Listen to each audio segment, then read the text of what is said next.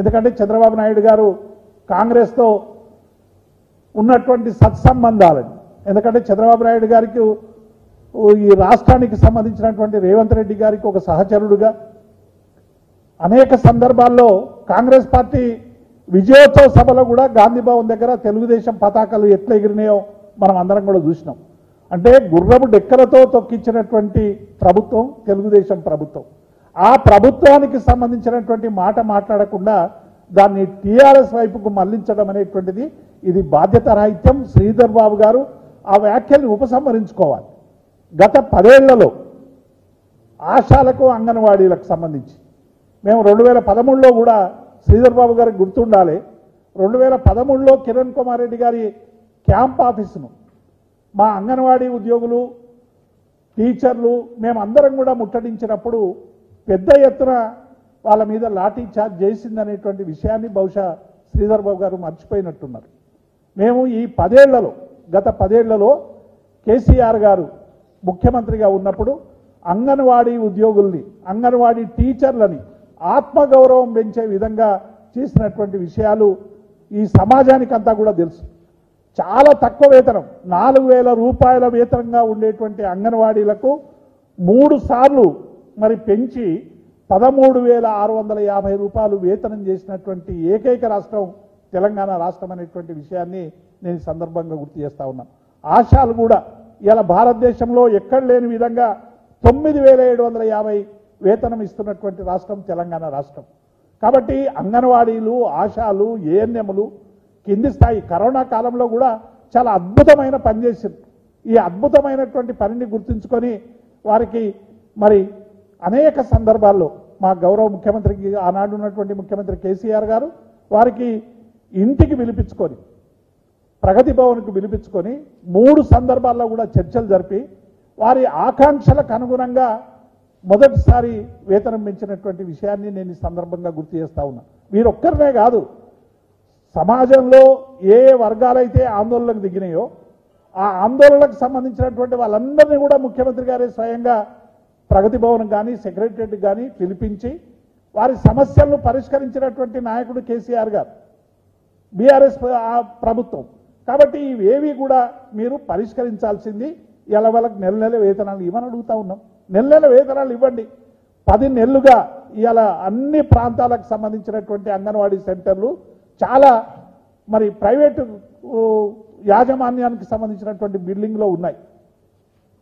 ఊర్లలో రోజు నెల కిరాయికి ఇవ్వకపోయే వరకు అంగన్వాడీ వాళ్ళ దగ్గరకు వచ్చి వాళ్ళు మా రెంట్ ఇవ్వండి అని అడుగుతా ఉన్నారు. 10 నెలల నుంచి ఈ రాష్ట్రంలో 6 నెలల నుంచి 10 నెలల మధ్య ఇలా ఏ ఒక్క అంగన్వాడీకి కూడా కిరాయి అందనటువంటి పరిస్థితిని చూస్తూ ఉన్నాం. మీరు వేతనాలేమో నెలకి ఇస్తున్నామని చెప్పి డాంబికాలు పలుకుతారు. ఈ రోజు వరకు కూడా అంగన్వాడీలకి ఈ రాష్ట్రంలో వేతనం రాలేదు. ఒక్కసారి చెక్ చేసుకొని కింది స్థాయి ఉద్యోగులకు న్యాయం చేసే విధంగా శ్రీధర్ బాబు గారు పనిచేయాలని మేము డిమాండ్ చేస్తూ ఉన్నాం. జీవన్ రెడ్డి గారైనా ఇంకెవరైనా మాట్లాడినా ఒకసారి మీరు గతంలో ఏముండే ఇప్పుడేముంది అనేటువంటి అంశాన్ని మీరు చూసుకోవాలని మేము విజ్ఞప్తి చేస్తూ ఉన్నాం. 1,500 నుంచి 9,750కి ఆశా వర్కర్లకు కానీ 4,000 నుంచి 13,850 వరకు కూడా వేతనాలు పెంచడం. మీరు పెంచుతామన్నారు, పెంచండి. ఇలా ఆశాలు అడుగుతూ ఉన్నారు, వేతనాలు పెంచమని అడుగుతూ ఉన్నారు, అంగన్వాడీలు అడుగుతూ ఉన్నారు. మరి అనేక వర్గాలు ఇలా రోడ్ల మీదకి వస్తూ ఉన్నాయి. జీతాలు వచ్చినా కూడా ఆశాలు వచ్చి ఇక్కడ ధర్నాలు చేస్తున్నారా? అంగన్వాడీలు వేతనాలు వచ్చినా కూడా ఈ ప్రభుత్వం మీద బురద చల్లుతున్నారా? కాబట్టి ఈ విషయాలన్నీ కూడా గమనించాలి. హరీష్ రావు గారు అందుబాటులో ఉండరు, ఏ వర్గానికి 10 ఏళ్లలో అందుబాటులో లేరనేటువంటి మరో అభూత కల్పన కూడా వారు మాట్లాడుతూ ఉన్నారు. ఒక్కసారి శ్రీధర్ బాబు గారు కానీ మాట్లాడినటువంటి వాళ్ళు కానీ నిత్యం హరీష్ రావు గారి దగ్గర ఒక ఇంటెలిజెన్స్ పెట్టి ఎంతమంది వస్తారు, ఎవరిని కలుస్తారు బీఆర్ఎస్ నాయకులు అనేది మీకు తెలుసు కదా. రోజు వందలాది మంది ఈ రాష్ట్రంలో ప్రభుత్వంలో ఉన్నప్పుడు ప్రభుత్వం దగ్గర సమస్యలు కావాలని వచ్చిండ్రు. ఆ సమస్యలు పరిష్కరించేటువంటి ప్రయత్నం కేసీఆర్ నాయకత్వంలో చేసినాం. ఇప్పుడు ప్రతిపక్షంలో ఉన్నప్పుడు ఒక బాధ్యతాయుతమైనటువంటి ప్రతిపక్షంగా ఉన్నప్పుడు మేము కూడా అనేక సమస్యలు పరిష్కరించేటువంటి ప్రయత్నం చేస్తూ ఉన్నాం. కాబట్టి మీరు ఇప్పటి వరకు ఈ విషయాలు ఏవి కూడా ఎట్లయిపోయిందంటే ఇవాళ ఈ రాష్ట్రంలో ముఖ్యమంత్రి గారు గలవరు లేకుంటే ఇంకొక ఆయన గలవరు అని చెప్పి చాలా మాట్లాడింది. ఇవాళ మా స్వయాన భారతీయ రాష్ట్ర సమితి 10 రోజులుగా మేము చీఫ్ సెక్రటరీ అపాయింట్మెంట్ కోసం అడుగుతా ఉన్నాం. 10 రోజుల నుంచి మా పార్టీ కార్యాలయం సంప్రదిస్తుంటే కూడా సిఎస్ నుంచి జవాబు లేదు. మరి ఇదేమి పాలన? ఇది జనరంజక పాలన, ప్రజాపాలన, ఏ పాలన అనేటువంటిది ఇలా చెప్పాల్సినటువంటి బాధ్యత ఉంది. ఒక అధికారే అపాయింట్మెంట్ ఇవ్వనటువంటి పరిస్థితి ఎందుకు వస్తూ ఉంది అంటే బీఆర్ఎస్ నాయకుల్ని కలవాలంటే ముఖ్యమంత్రి గారి అనుమతి కావాలి. ముఖ్యమంత్రి గారి అనుమతి కావాలంటే ముఖ్యమంత్రి గారికి చీఫ్ సెక్రటరీ మరి చెప్పి పర్మిషన్ తీసుకోవాలన్నా ఏందా మాకు అర్థమైతలేదు.